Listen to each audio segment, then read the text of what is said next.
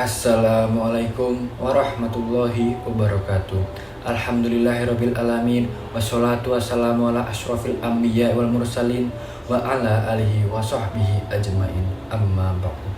Pertama-tama perkenalkan, nama saya Tegar Pramudia Rizky dari Fakultas Ekonomi jurusan Manajemen. Saya akan menyampaikan orasi bertemakan mewujudkan generasi muslim moderat dan peduli bangsa menuju Indonesia tangguh. Salam tangguh, Indonesia tumbuh. Jayalah muslimin dan muslimah, jayalah mahasiswa, dan jayalah Indonesia. Wahai kawan-kawan, kita selama ini memegang teguh Islam sebagai rahmatan lil alamin. Oleh karena itu, kita wajib menjadi muslimah yang menebarkan kedamaian dan kasih sayang bagi alam semesta. Lalu, apa yang harus kita lakukan untuk bisa mewujudkannya? Saudara-saudaraku semuanya, moderasi beragama sesungguhnya merupakan kunci terciptanya toleransi dan kerukunan, baik di tingkat lokal, nasional, maupun tingkat global. Pilihan pada moderasi dengan menolak ekstremisme dan liberalisme dalam beragama adalah kunci keseimbangan demi terpeliharanya peradaban dan terciptanya perdamaian. Dengan cara inilah masing-masing umat beragama dapat memperlakukan orang lain secara terhormat, menerima perbedaan, serta hidup bersama dalam damai dan harmonis. Dalam masyarakat multikultural seperti Indonesia, moderasi beragama bisa jadi bukan pilihan, melainkan keharusan karena kita hidup dalam keanekaragaman budaya, suku, serta agama. Selanjutnya, bagaimana kita sebagai generasi muda Islam moderat dalam menghadapi keberagaman tersebut dalam era milenial digital. Kita tahu di zaman sekarang ini harus menghadapi tren milenial dan harus mau untuk mengubah perspektif lama kita tentang zaman digital. Kita wajib mengetahui ilmu pengetahuan yang berkembang di sekitar kita yang nantinya bisa kita manfaatkan demi kebaikan alam semesta. Memang, zaman sekarang perkembangan teknologi juga memberikan dampak negatif. Namun, kita juga harus memahami bahwa kemajuan teknologi bukanlah ancaman, melainkan peluang agar ilmu yang kita dapatkan bisa semakin maju, berkembang. Keharusan menyaring informasi ilmu pengetahuan yang kita dapatkan memang harus tetap dilakukan.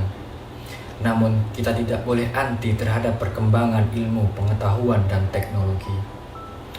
Perubahan masyarakat yang fenomenal tersebut seharusnya diimbangi dengan adanya perubahan model pembelajaran bagi generasi muda Islam moderat.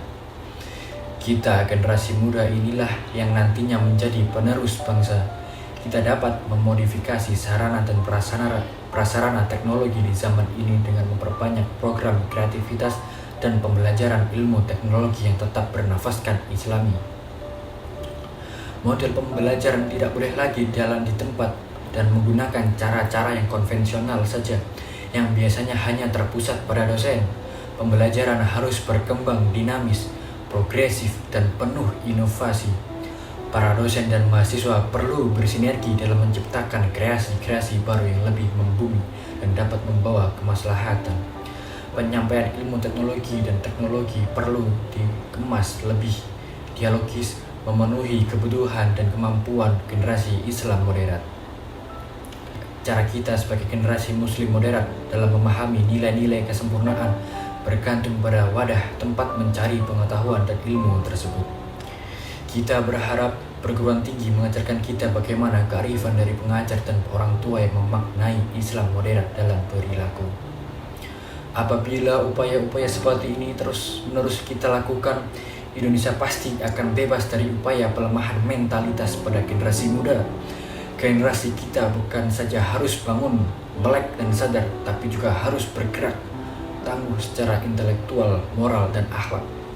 Yakinlah teman-teman, insya Allah jika kaum muslim tidak gentar menghadapi perkembangan zaman, hal ini akan menjadi manfaat besar bagi Indonesia di masa depan untuk membentuk SDM berkualitas dan tangguh.